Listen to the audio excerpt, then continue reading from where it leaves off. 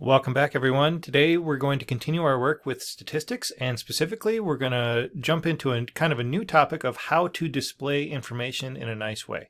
Over the next unit, we're going to talk about stem and leaf plots, histograms, box and whisker plots, and we're going to be able to make them and interpret them. So today we're going to start off with stem and leaf plots, which are a very simple way to express a large number of data points in a data set. If you've never seen one before, it probably looks really weird. If you have seen them before, you're probably reminded about how simple and easy this type of data display is compared to others. So let's say I give you some data. Okay, here's a list of the age of trees that someone went out and figured out somehow. Anyway, I'll give you a random data set just like that, and I'd like to display this data in a more readable format. We're going to use a stem and leaf plot to do that today, and I'm going to walk you through how to make a stem and leaf plot for this data right here. A stem and leaf plot, when you're done with it, looks like just what I had on the title screen, where you have these stems and you have these leaves. And each thing over here, each item over here represents a number, with the first digit of it, or the first digits, plural of it, is represented by this number in this row. So, for instance, we have a key down here where the first digit is 0 and the second digit is a 1 for this spot. So this would be 1. If I went down here to the 2 and say the 7, that represents 27. This represents 31, etc. So if we want to make our own, and I'm given this data set, the first thing we have to do is put that data in order. It's just easier to read that way. You can do it without doing this, but strongly suggest put it in order just so you can see exactly what's happening. The next thing you'll need is a T-chart. So we're just going to make a vertical line and a horizontal line, just kind of dividing the two areas. And other than that, then once we have our data organized, we are going to examine it and figure out what we might want to choose for a stem here. So what makes sense to choose as a representative of the first portion of the information that we want to represent. The idea here is that we don't want to write out each number in its entirety. We just want to save a little space and write it all in a nice compact form. So if you look here, most everything here is a 2-digit number with one exception right there. And if we use the first digit as our stem, then we'll be able to build out our leaves with the first digit for each one, and then the leaves will be the second digit for each item. So if I build out the stems, I think about which stems I need. I need a 0, a 1, then I have 20s and 40s. So I skipped 30s, but notice that I'm just going to leave that there anyways, just to give it a representation. And then we got 50s and 60s. So I went from 0 to 6 on that scale because my data went from a 0s in the tens column to a 6 in the tens column. The next step when you make one of these is to just go ahead and start writing the data. And if you have it in order, it makes it super easy. So I'm actually going to start from the high numbers and go low because you'll see how this is built first. So if I wanted to write 68 in here, I would go down here to the 6, which represents 60, and then I'd put an 8 in the first slot. If I wanted to represent the number 22 over here, I would go to the 20s right here, and then I would list a 2 right there. So if we start making this chart from low numbers to high numbers, the first one we'd have is a 0, and this is probably the weirdest number in this data set.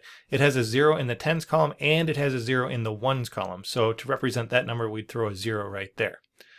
If we build this out a little bit more, so we're going to write one leaf for each of the numbers in there. If we write these out, there's our 0, there's 12, there's 16, there's 18, there's 19, and if we just keep going up the data set in increasing order, we eventually fill out the entire thing like that. And that would be the complete stem and leaf plot for this data set, or at least where all the numbers are represented. The only other thing that we need is just to, this is a data display, so people want to read it and make sense of it. So we're going to include a key and a title. So if we're talking about the age of trees, I'm going to put age of trees up in the title somewhere or up here somewhere. It doesn't really matter whether it's right here or right here. But the other thing you need is a key, and the key will tell the reader how big the numbers are in your list. So this 3 represents something in the tens column, the bar represents the vertical bar, and the second number right there represents the ones. So if you see 3 bar 6, which we don't have, but if you saw 3 bar 6, you'd interpret that as 36. Now this is not as complicated as things can get. If we change slides here, you can see what is referred to as a double stem and leaf plot because we have a shared stem down the middle, and this can make a comparison between, in this case, brand A and brand B of cell phone batteries. So on the right-hand side, this is the lifetime of brand B's batteries, and on the left side, we've got brand A's batteries. It basically works the same thing if you just look at the right half and the right stem. The only one that's a little weird is that the leaves over here run in reverse order. You notice that it's the large numbers out here and the low numbers as you travel inwards. So on the other leaves, we always want to list them in order going upwards.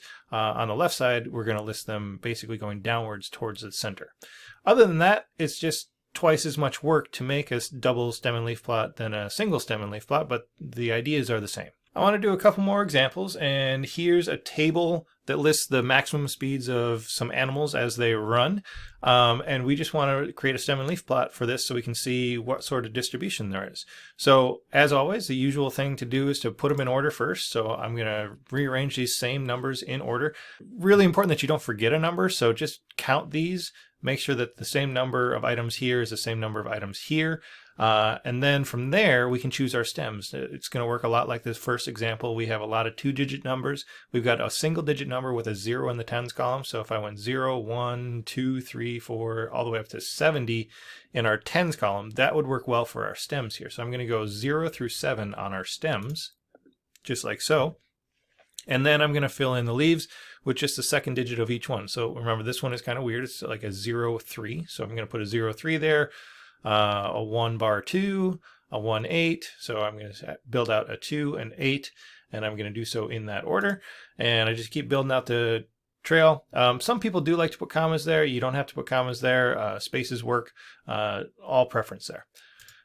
Build out the rest of the items in that table, and the final one looks like this. This is real data, so let's add a little table or a title and a key. I'd also like to show you how to make a double stem and leaf plot real quick. So we've got the scores from 2 snowboarding events, one from the World Cup, one from the Olympics.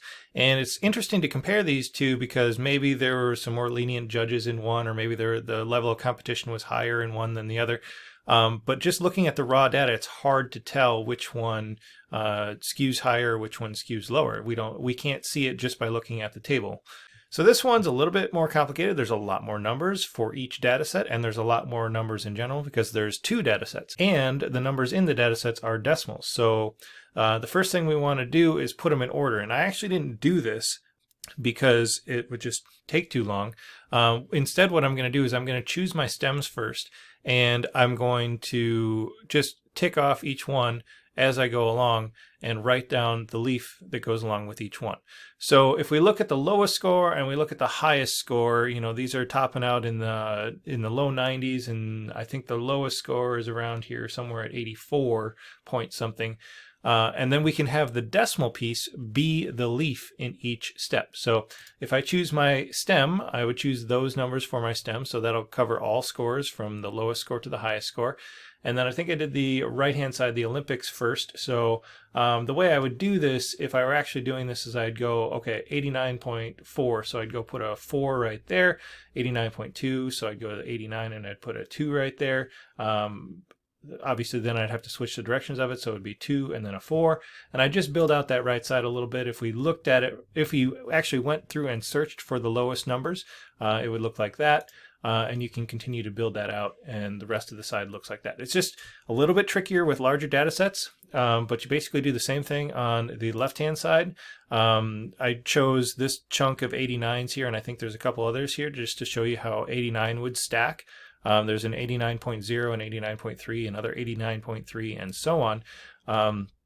But you want to fill out the entire left-hand side. And now you can kind of see that, one, there's a lot more athletes competing over this just because there's more numbers over here. And also, there were some poorer performances in the Olympics than there were in the World Cup.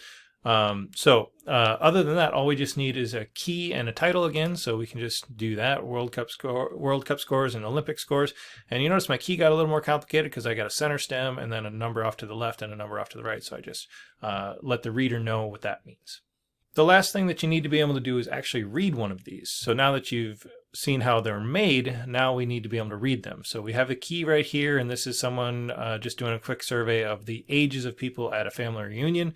4 questions to answer here. How many people attended the reunion? Well, that would mean that each one of these things over here represents the age of a person. So all we have to do is count up how many people are there here. So that's 1, 2, 3, 4, 5, 6, and so on. If you count them all up, there are actually 26 numbers there. So we've managed to represent 26 ages very concisely there. That's the whole purpose of these data plots.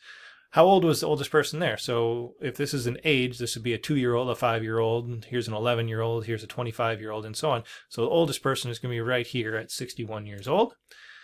What's the median age? Now that's a little tricky. Now, to find a median normally, you want to order your data, write it all out, cross off one side, cross off the other until you get to the middle, and then maybe take an average.